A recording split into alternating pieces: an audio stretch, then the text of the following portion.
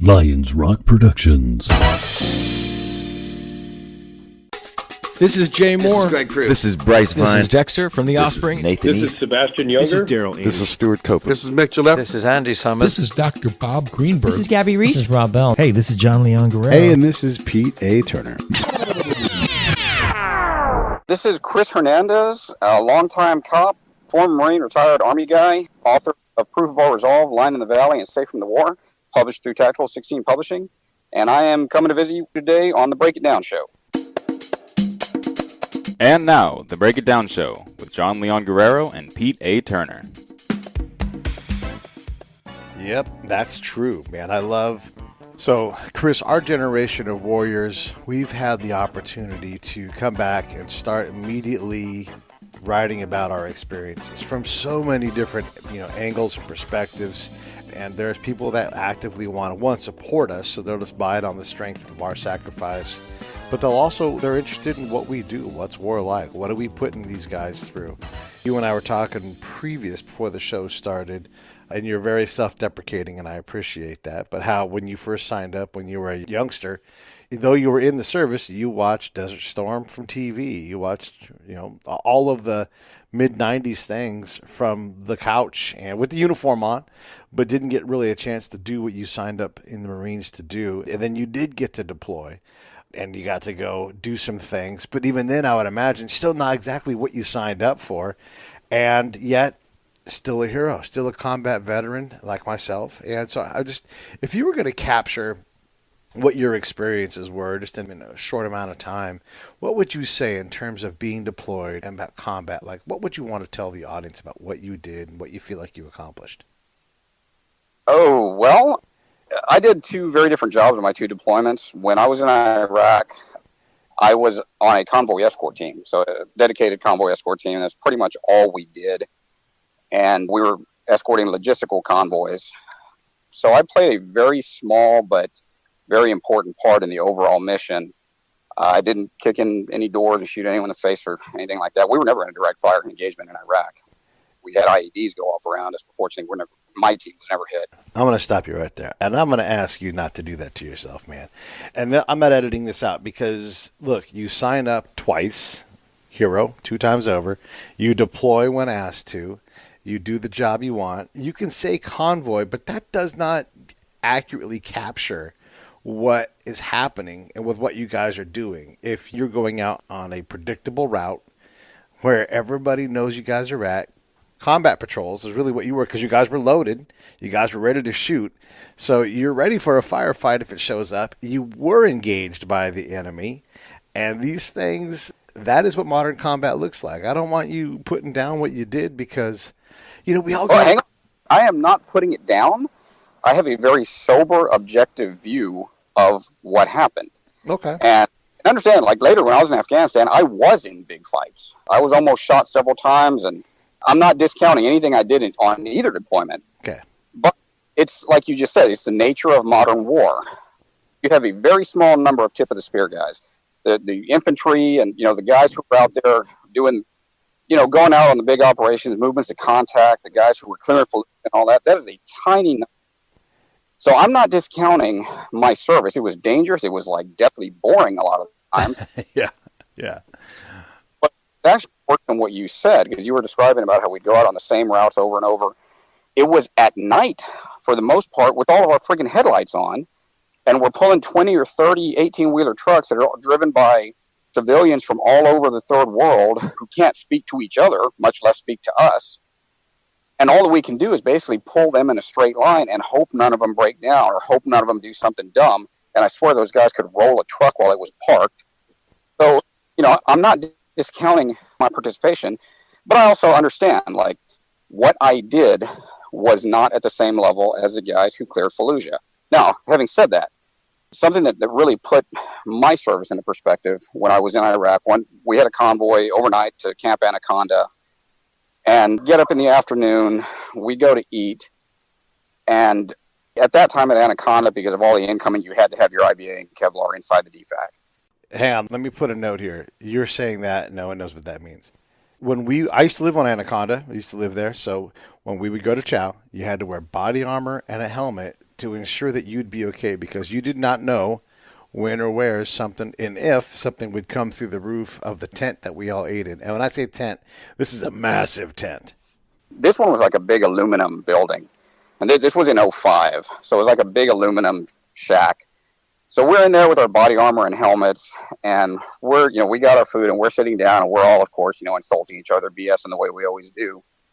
And I happen to glance at the next table, and there's a table full of fobbits that are all E2s, E3s. They look really young, and their body armor is sitting there on the floor next to them with nothing on it. No pouches, nothing. And their rifles were all M16A2s with no optics, no rails, nothing like that. And I realized right then, the way they were looking at us like, oh my God, look at these guys. And I realized then, like, wow, to them, we are really in the war. We're the ones who are really going outside the wire and doing all this stuff. And, because we had gear, mag pouches all over our body armor. We had, optics, blah, blah, blah. Our weapons looked cool. And by that point, all our body armor was all dirty and sweaty and all that stuff. And, on the relative scale, they thought we were really something. So I understand that, my part of the war, my mission was very important, and it was much more intense than what some other guys did. But I'm not taking anything away from myself or the guys who were in the DFAC next to us. If they never went outside the wire, that doesn't matter. They were there to do jobs. That's how I look at it now. All that matters is your job, whatever it was. Yeah, you don't necessarily get to pick, especially if you're an E2, and heck, those guys burn poop. They do all kinds of things that higher ranking guys don't have to do. And just for the audience's clarification, the fobbits are people that live on the camp. And it's easy to dismiss who they are and what they do, but understand that we don't eat, we don't shower, we don't have electricity. I mean, these people make sure that we have everything we need to survive and to have the best possible life we can have while being away from our families before guys like Chris and I go outside of the camp. And the moment you leave the camp on a regular basis, you're doing something that everybody else is there to support you. So though they are support, and though they are fobbits, and sometimes they get a cantankerous attitude about being called that or what they do, like you're saying, they play an important role. And in '05, we were still like figuring out what it meant to put a kit on everybody. And so there were people with older rifles. There were people that we don't have enough pouches because the guys going out the door into Indian country, they all have to have pouches. So you guys are going to be, you're not really going to have a kit. And let's be honest, at that point in time, that is more important. So I get that. Talk to me a little bit about Afghanistan. Okay, so totally different situation when I was in Afghanistan. I was a tanker in the Guard when we deployed in '05. But ever got in tanks, we were, dedicated convoy escort. And while we were in Iraq, through another, Army good idea reorganization, they got rid of all of the Texas Army National Guard's tanks. So we went from actually being the largest armor division in the world to not having a single tank. We got back. So we transitioned. I became a cavalry scout, which I don't know what your MOS was, but I kind of thought Cav Scout was the stupidest MOS in the world in an asymmetrical war. And I wound up transitioning to human intelligence, to specifically so I could deploy to Afghanistan with a Texas National Guard unit, an MI unit. So I wound up going to Afghanistan. I wound up on a French firebase. And I was really, on the way out there, I was like, holy cow, this is going to suck. These people don't want to fight. I'm going to wind up in doing some terrible, crappy job that I don't want to do. And I was totally wrong on that. The French Army were fantastic people to work with because I was actually a frustrated tanker and not a real intel guy. I didn't show up with an intel mentality, stereotypical intel mentality. I showed up asking the infantry units, what do we need to do to help? And when can we go with you to see what is it you all do, the actual AO was like?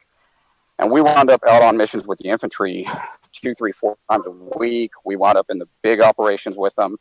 And because of the weird circumstances there, French Marines came in. I made friends with the snipers. And next thing I was an SDM. I was going out on missions with the French snipers. And it was just a total kind of a fluke, the way that deployment worked out. That kind of thing I think would never happen again. And it was just awesome, amazing experience with some pretty crappy days thrown in. But overall, it was just amazing. So you guys are going out several times a week and you're patrolling. What kind of patrols are these? Are these designed missions to go from the camp to a designated targeted area? Are you guys doing presence patrols? What kind of patrols are you guys doing? For the most part, they were presence patrols. They were mixed with the Afghan Army, with the American Embedded Training Team. And one thing I kind of like to throw in, the American Embedded Training Teams, when I first got there, they were all active duty Marine Corps. Then they transitioned to active duty Marines with reservists, and then active reserve and Army National Guard. And then at the end of it, it was all Army National Guard.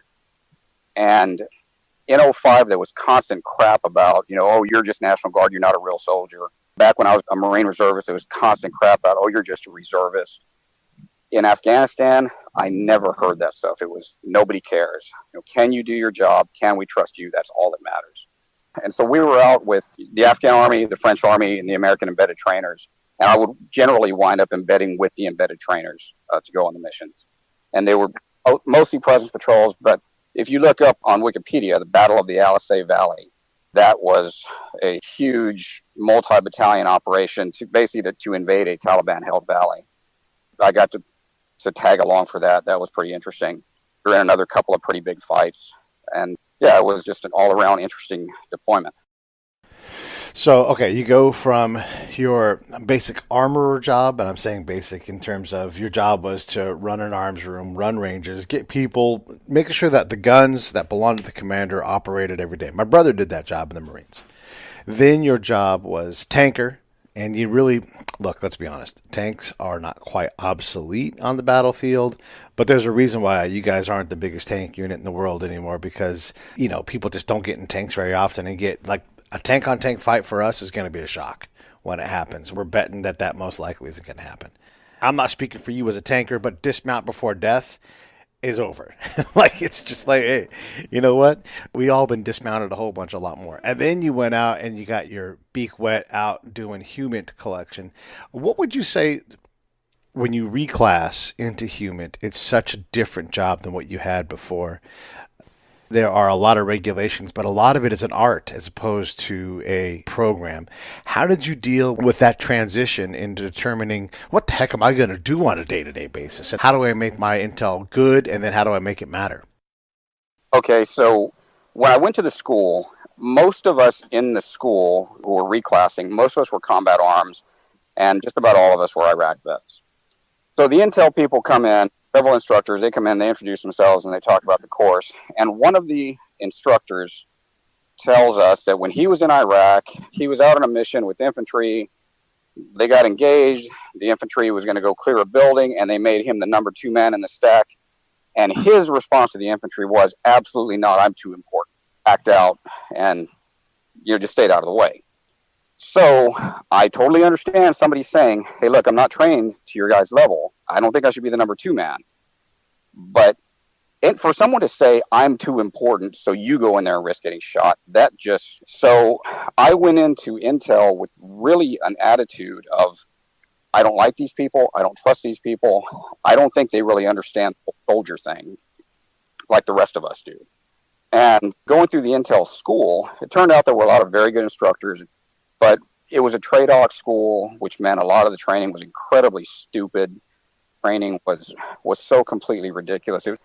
They teach you to interrogate in a way that no 2 humans have ever interacted in history. Never. We got trained to interrogate people.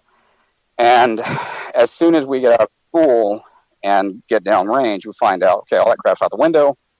Yes, there are rules for interrogation, but that's how that works. I wasn't being an interrogator. I was a source operator or source handler. And when I got out there, none of the classroom stuff that we had been taught, almost none of it applied, because we were trained going out in town and having clandestine meetings in restaurants and stuff like that. Well, northeastern Afghanistan, you're not going to do that. So changed it all up. And that was why when I first got there, I just went around to all the different elements, the different units and teams that were there on the firebase and said, hey, I'm the intel guy. I'm here to support y'all. What can I do? What is the best thing that I can do to help you? And then that wound up getting us to go on a lot of missions. And I told my team, I said, look, if we don't know what the maneuver elements are doing or how they're doing it or where they're doing it, we're no good as intel. So that's why we were constantly out with them on the missions. And I think that was it sort of made us unique as a human collective. We're called an HCT. It sort of made us unique. And I like to think we had a much better, much closer work relationship with maneuver than the average team. Yeah, it's a hard thing being an intel person because you fall in on a mission, especially like if you're an attached unit. So for the audience's sake, you are a team and you are modular in terms of who you work for. Like if you have to imagine an entire unit full of intel assets, don't often stay, well, they basically never stay 100%. So they'll get there, they'll have, say, 25 teams, and I'm just making up a number, and those 25 teams will get scattered out to a region where they need them, and some of them may be far afield, like they may be all the way across the other side of the nation, because that's just where they go. Now, that information is going to flow up into that intel unit, and they're going to analyze it, but it's also going to flow up into the unit that's served. So like in Chris's case, he's in a province out in a district, and a district is like a county of a state, and he's tasked with go help this unit. So he gets there, and yeah, they're expecting an asset, but they're not expecting Chris and his team to go do something. They're just like, yeah, there's some intel guys that are going to come. And so Chris has to come kind of hat in hand and say, and depending on how set up it is, we need a place to live. Where's the chow hall? How often do you guys go out? What's your commander's mission? And, all these things are all part of, like, you have to invent your own welcome packet. Because, like he said, Chris, like, a lot of people are like, intel guys, you guys don't know the first thing. And so you have to start to learn the first thing of what that is. And then you have to integrate into that unit's decision-making process, because if your intel isn't being used effectively or at all, either you have to improve the quality of your product or you have to improve the quality of your dissemination, and probably both of those things all of the time. Because if you're not out gathering good intel, and if no one's consuming your product, then you're taking up a spot on a patrol that might be better taken up with somebody who's actually going to contribute something to the command. That's a lot of fancy stuff. That was a lot of fancy things and a fancy primer on what it means to be a human intelligence asset. By the way, human is human intelligence. It's one of the many intelligences, and it's one of the ones that in Afghanistan, especially, if you can meet the right people, you can get to places that nobody else gets to. So, okay, you got your guys out. Now, were you out all the time, or did you have to run the team from within the camp, or how did you divide up who went out and who didn't? I was out all the time. Basically, we would have one person who would stay back when someone was out on a mission, but I was out constantly. Yeah. Okay. Good. Yeah. And so you're out there and you're trying to figure out. Were you guys collecting at all on the assets that were collecting on you guys? Were you working on any of that, or was it more threat driven? And I don't want to get into classified territory, and that's easy to do. But well, it's not so much getting into classified territory, but in the Army, counterintelligence is very distinct. So if you have someone who's collecting on us, that has to go to the counterintelligence guys, and the counterintelligence people are, they're like a bunch of artists. They're very concerned with nobody getting in their lane. All kinds of regulations they can pull out and talk about. Well, you can go to jail if you're doing counterintelligence work and you're not a counterintelligence agent. So I didn't do any of that stuff. We dealt with the usual reporting of enemy movements, plans, munitions coming to the AO, into the area of operations, who the leaders were, things like that. So tactical level intelligence, is, again, for the audience, is the immediate stuff. It's not, let's find ourselves a source inside the Afghan national government who's going to tell us things they might not otherwise do. Like that. Just in terms of this conversation, you're talking long-term versus immediate term. All right. So, look, you get reclassed into human. It is not an easy thing. It is an art. And it's one of those things, like you said, you go to the schoolhouse, and they do their best to give you the tools, but they have no idea what you're going to fall in on, province to province, district to district in Afghanistan or Iraq or wherever you go. It's going to be different. So a lot of this work on developing yourselves is on you. You're the team boss, right? Okay, so how do you know this going in? Like, we don't know the first fucking thing about collecting. How do you get your guys to be good collectors? And how do you even learn what that is? Because, to be honest, you don't even know what that is. Like you said, like the training is the best it can be, but what the fuck does a good team chief even do? So how do you figure all that out? Well, I would have to disagree with you on one thing. We did not get good training. We got TRADOC training That is training and doctrine command, something like that. It is the cookie cutter training. It applies to almost nothing in real life. So the training was not worth a whole lot. Not as far as learning the art of collecting intel. We learned all about security regulations and the classifications, what the rules are, but we didn't learn how to actually talk to people or, how to actually get things done in theater. So I show up, and this is pretty funny. I graduated from Intel school at the end of December of 2008. At the beginning of February, I was not only in Afghanistan doing the real job, I was the team leader over a couple of other guys who also were brand new, just out of school. So none of us had any experience. And that's why I just had to go around and ask people, what do I do? What do you need me to do? We actually were lucky to fall in on a team that was already there. We relieved them. They told us what they did, but what they did was actually just stay on the fob. They never went on a patrol. They never went on a mission. Took information, wrote reports, and that was it, which is, I guess that's all you're required to do, but they weren't operating with the other elements on that fire base. So I didn't like that. Started making friends and asking people, hey, what do I do? We went through a pretty difficult learning process of figuring out what is the actually important reportable stuff and what's just a bunch of crap that just clogs up the system. And it took us months to figure that out. I think I actually got to be really good, and we as a team got to be really good at intel a week before we came home. Nice. You got there. Isn't that crazy? You finally get connected. You finally understand what's going on. And that's the pace of our rotations, right? It's in and out just as soon as you feel like you're getting loose. Never to come back to that area again, at least, not by design. All right. So we went through a lot of that stuff just to kind of give an audience a chance to understand what a guy like you goes through. Because like you said, you're a regular dude. You're not a special operations person, but you have been out. If you're not on the tip of the spear, you're definitely on the shiny part of the tip of the spear. Maybe you're not part of the stick, but you're out front because you're getting shot at and everything. And that certainly counts, man. Let's talk about how all of that turned into, how does a cop grandpa decide that he needs to write some combat fiction type books? So when I came back from Afghanistan, really conflicted place. I was extremely proud. I still am extremely proud of my service. I made, lifelong friends. Among the French, I have a bunch of French buddies and a bunch of couches to crash on in France anytime I want. I came back extremely proud, but also extremely frustrated by what felt like our absolute inability to accomplish anything. And it really felt like, half of the chain of command and all the regulations that are invented needlessly to control us are actually working directly against us. And there was one particular incident or one of the fights we were in where an American was killed. And it was it just felt like it was so pointless. It was that motivated me to get started writing. And the first book I actually wrote was a cop story with Afghanistan was sort of the backdrop about kind of why this cop was so pissed off.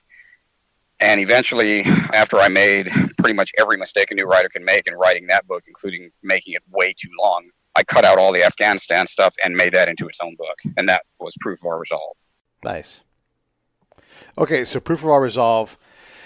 Give us a real quick synopsis of what that book's about so the audience can know where to go. And by the way, you're a Tactical 16 author, so if you guys want to find more about Chris's story, of course, you can hit me up on Twitter at Pete A. Turner.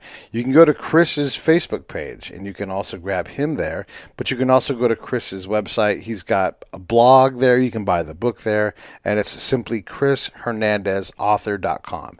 Nothing complicated in the spelling that. It's just ChrisHernandezAuthor.com. So you can buy his books, Lion in the Valley or Proof of Our Resolve, right there. You'll click through to Amazon and you buy the book. And then here's the thing, okay? When you guys buy Chris's book, you're helping out one veteran author, which is already commendable. You're also helping out Tactical 16, which is veteran owned, and those guys give a better deal, make publishing more accessible to these guys who are writing books. And finally, when you do go on Amazon and you buy that book, please take the extra 30 seconds and rate that book 5 stars and just say, great read, whatever. Go back and edit it later on. But if you're going to buy the book, this is what really helps Chris sell books, is that other people can find it and go, oh, okay, great. So that's the favor I'll ask of you guys to do for any of the books that we have from our veteran authors or any of our authors. Go ahead and it's really important in the rankings for Amazon that they get those stars and reviews. Okay, so back to work with Chris and I and what we're talking about here. So proof of our resolve, let's just get like a real quick part of the story here. Real quick part of the story is a Texas National Guard infantry platoon assigned to Capisa province takes a really hard hit from an IED strike early in their deployment, and it's the rest of the deployment where this team, working with other elements on the base, are trying to fight this Taliban cell that is responsible for that attack and several others. So you would never know this, but how coincidental and funny is this? You are the second person to be on this show this week in the last 2 days to talk about Capisa province. Dr. Brian Price is a peer of mine. He went out to Capisa, among other places, and embedded with the French and worked with them also. So just a funny note that these things are out there. Okay, and then give us Line in the Valley. Give us a little synopsis on that. What's the slug line? Okay, so Line in the Valley, I will say, is my favorite. I think it's my best. It is about an incursion across the Texas border by an unknown paramilitary force. They come from Mexico into 8 small towns in Texas and take them over. And initially, because it is not an identified enemy, it's a crime rather than a war, it is Texas National Guardsmen who respond. And my same main character from Proof of Our Resolve, Sergeant Jerry Nunez, he is a platoon sergeant of one of the infantry platoons going into one of the towns. And it turns into this gigantic horror show of basically every grunt's worst nightmare.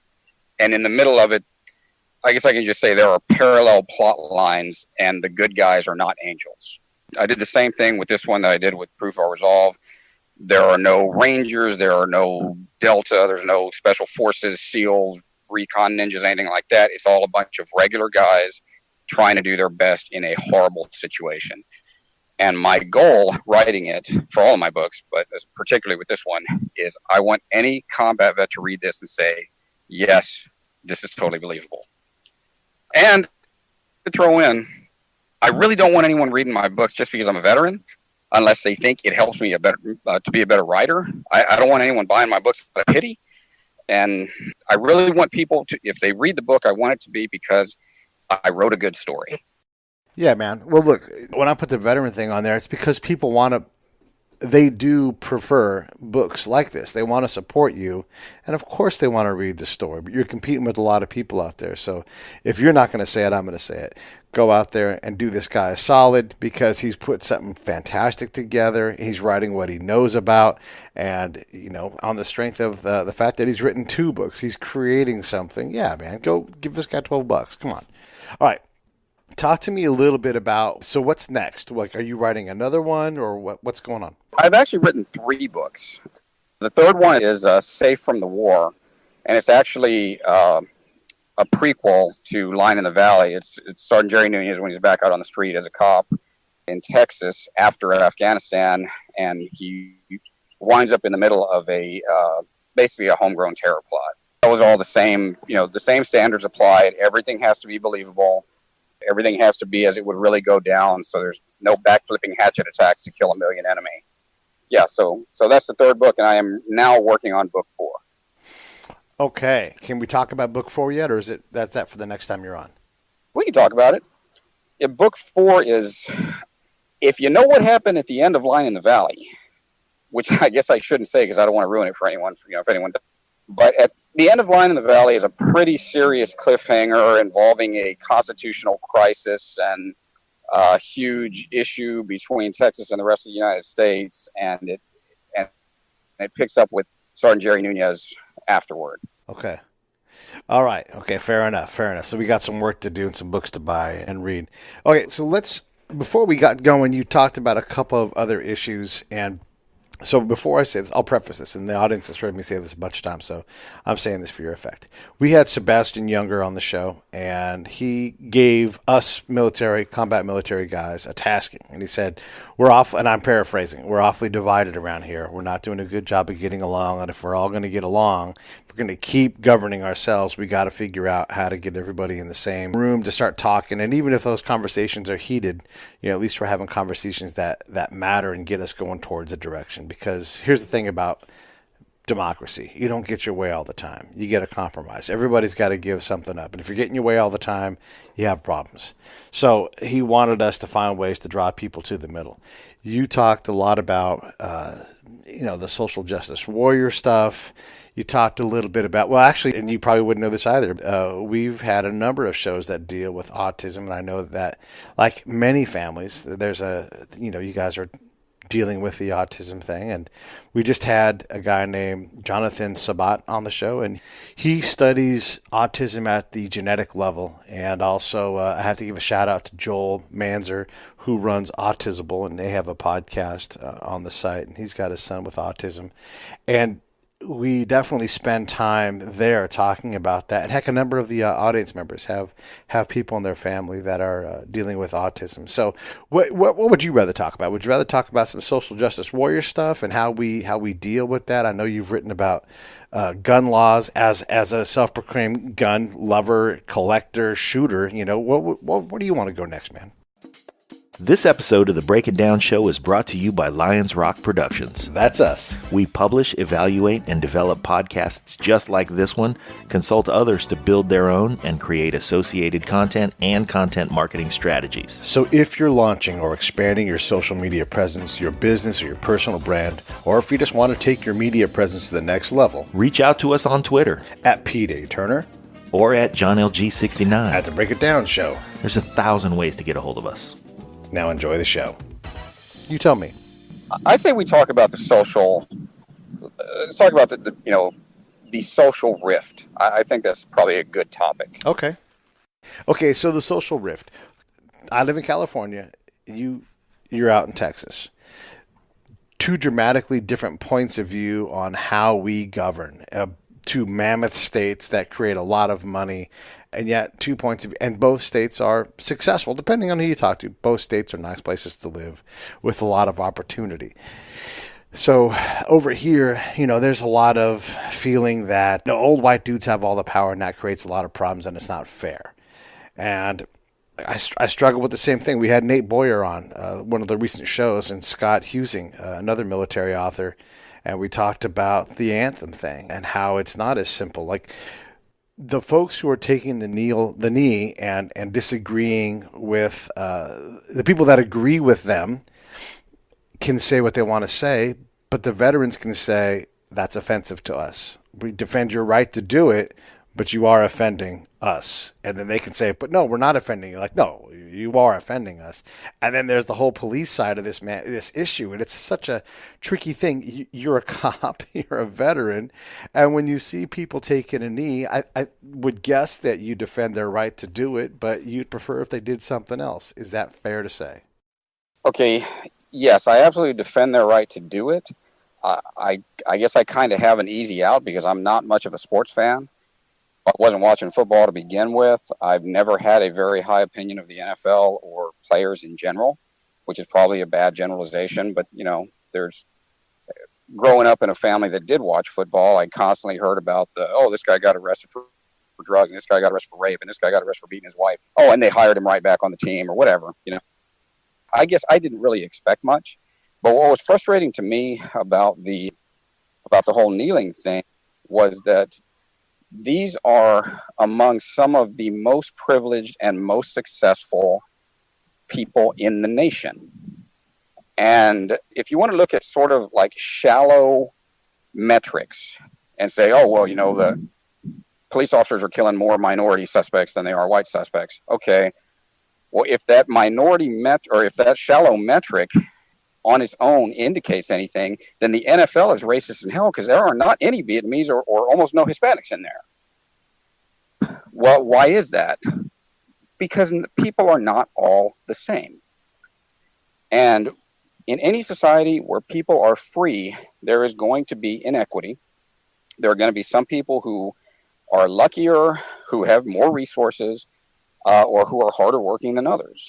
You're going to have some people who bust their ass because they want to be successful and it works. You're going to have people who bust their ass because they want to be successful and they make a bad decision and they're back to zero. One of the things that I have learned as a cop, or at least an opinion that I have come to, is that if we were to give every single American, every last American, $10 million today, within 2 years, we would still have people living on the streets. There are some people who just, it's their behavior, whether it's mental illness or addictions they can't control or something, they are driven to push themselves to failure. So I understand when, like, there have been some police shootings that I wrote about that I thought these were messed up. And one that I can tell you off the top of my head is a Philando Castile shooting. Was Minneapolis, outside of Minneapolis, I think. To me, it was incredible that officer was found not guilty. I still cannot get my head around that. And I understand when people address specific incidences and say, look, you've had this incident, this one, and we think this indicates a trend. And you know what? I can see their point. And I've even written that I think they've got a point. That law enforcement traditionally there have been a lot of abuses. That's one of the reasons there's so many problems now. But you also cannot ignore all of the positive. And I can give you sort of an illustration of what I think is wrong with the social justice. So not long ago on my Facebook page, my author page, picture that I found, a picture of an item I found at an antique shop. And it was a sign from El Paso, 1929, and it says, "No dogs, Negroes, or Mexicans." So I posted a picture of that, and I said, you cannot tell me that this country hasn't improved. And I got a couple of customers who were just furious. And as a conversation went on, it kind of occurred to me that, like, well, wait a minute. Y'all are saying you want equality, you want progress. So I'm showing that there is, the equality and progress is much better now than it was before. And you're pissed off that I say that. Like, shouldn't you be happy? Shouldn't you be celebrating? No, not everything's perfect, far from it, but there have been gigantic, tremendous improvements, which is what they allegedly want to begin with. So my whole thing is that if you ignore the good things, that is just as bad as pretending bad things don't exist. Yeah, I think you're right about that. And let's see, how do I want to say this? You can't have both sides of the issue. You can't have the luxury of the progress that has been made and then say that there's no progress and everybody's a racist. You can't have both sides. You have to give something up. And oftentimes, I've noticed with the social justice warrior thing, reality and reason are lacking. And look, the other side of the deal, there's a lot of insensitivity. There's a lot of unfair assessment of people. And neither of them has figured out what exactly to do to level the playing field in a way that's equitable. If we're going to pick sides, someone's going to win. And like you said, performance and hard work are going to win out over the other things. So when you talk about peak performance, whether you're becoming a CEO of a massive organization or a Hall of Fame level quarterback, yes, you have some God-given talent, but you also have outworked your peers who in high school who can't be Hall of Fame quarterbacks aren't around you anymore. Your peers are somebody else because you've outworked the problem. So when it comes to the social justice warrior thing, you can't pick sides. Not everybody gets to win. That's just how it is. We don't want people to hurt needlessly, but at some point we have to accept that equality that's canned is not any good. You can have equality of opportunity, but maybe you want to write 10 more books in your lifetime, and you certainly can do that. No one's going to tell you can't. But that doesn't mean you get to be a #1 New York Times best-selling author. It means that you get to go out and work hard at your craft and write something that's passionate to you, and the outcome is largely out of your control. it's a little frustrating when we try to, like, this whole cultural appropriation argument that there's out there, like, girls can't wear hoop earrings. Excuse me? Of course they can. I can take things, and we always blend things together. Everybody does. People wear shorts, people wear suits, people wear ponchos. Like, they sell ponchos in the store. How come no one's mad about that? Isn't that cultural? No, because we have to understand that we blend things all the time, and being uncomfortable about something being blended is on you and your cultural acuity. If you have a problem with, and we're not talking about like people doing things to be offensive on purpose. Of course, we're not talking about that. Just like with the police shooting thing, if you do something illegal, then you should go to jail. But yeah, we have to kind of back off on this. I'm right, you're wrong. There's no other way to do it, and picking of sides where me as a white dude, I have to give up everything so that it's equal. Like, well, no.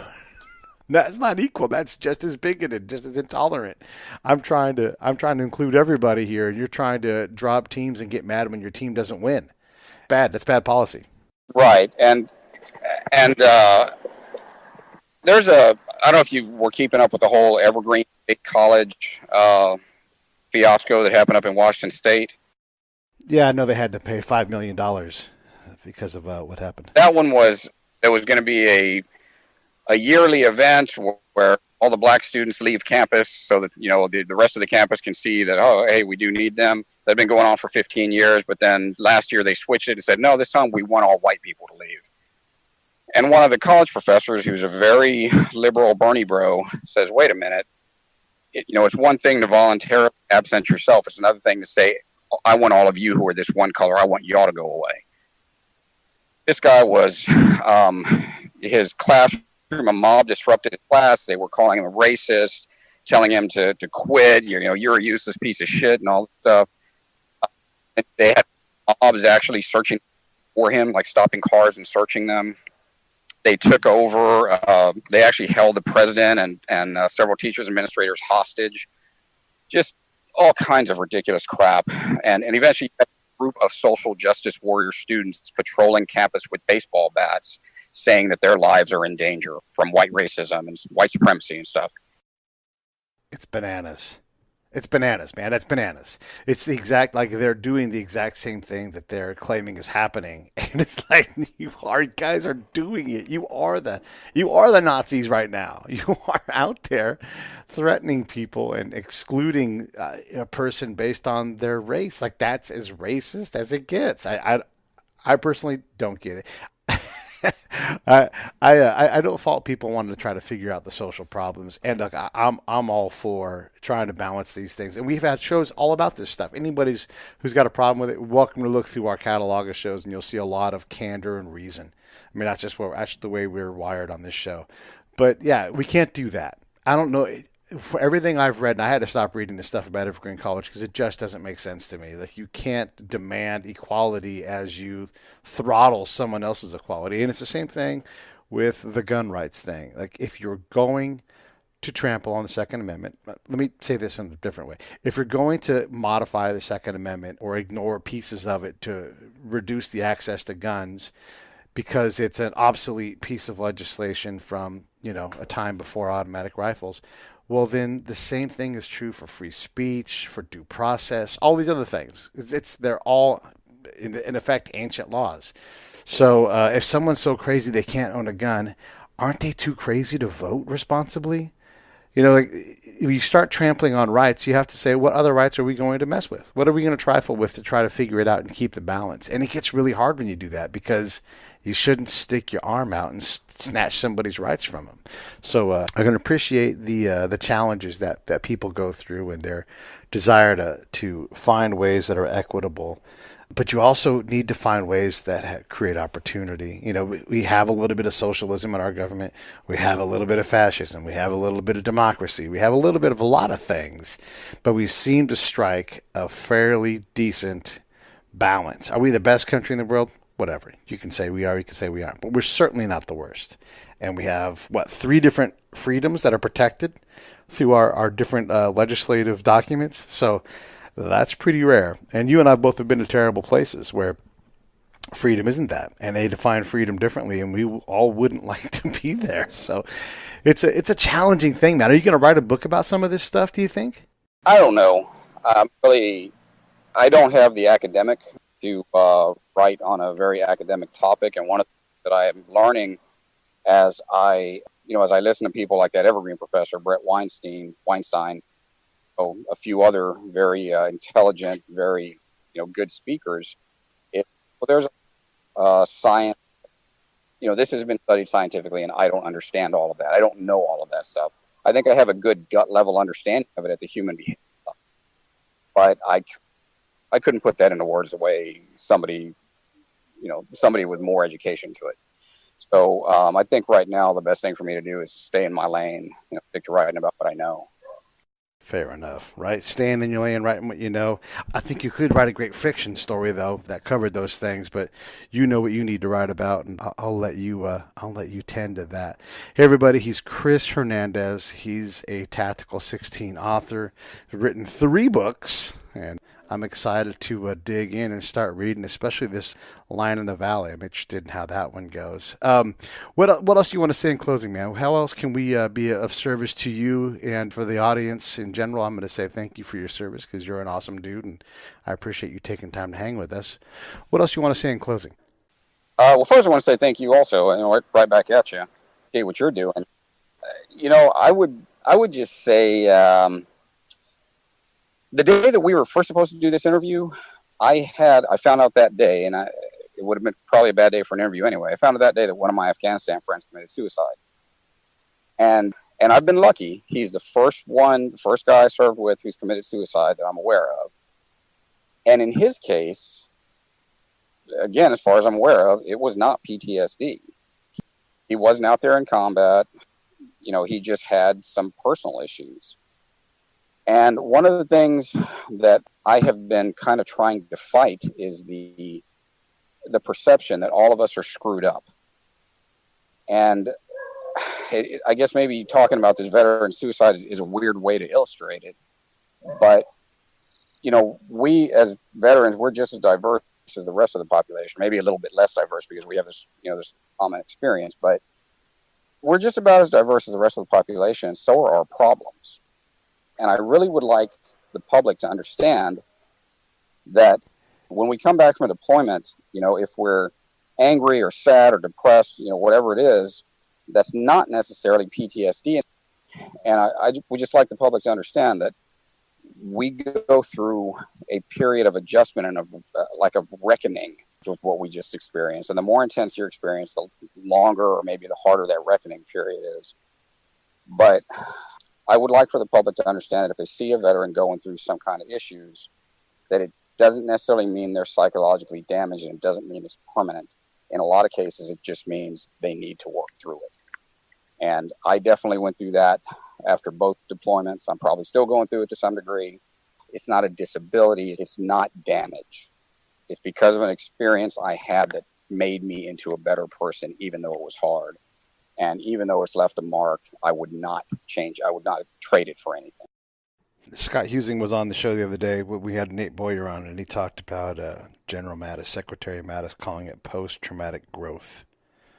We've had challenges. We've had to get past them, and we're all still trying to figure it out. It's like everybody else. So, yeah. And in general, if you know somebody that is struggling, take a moment, check in on them, make them get up and do something different. It's just try to be part of their lives. And some folks you can help, and some folks you can't. Some folks they can't. But for your own goodwill and for the person that you can help, do a little something extra. See what it takes. Maybe it's an extra long hug. Maybe it's a call once a week or something like that. But maybe it's coffee. Who knows? But get out there and help someone. Not even a veteran. Just someone who maybe is feeling down a little bit too much lately or going through a tough time.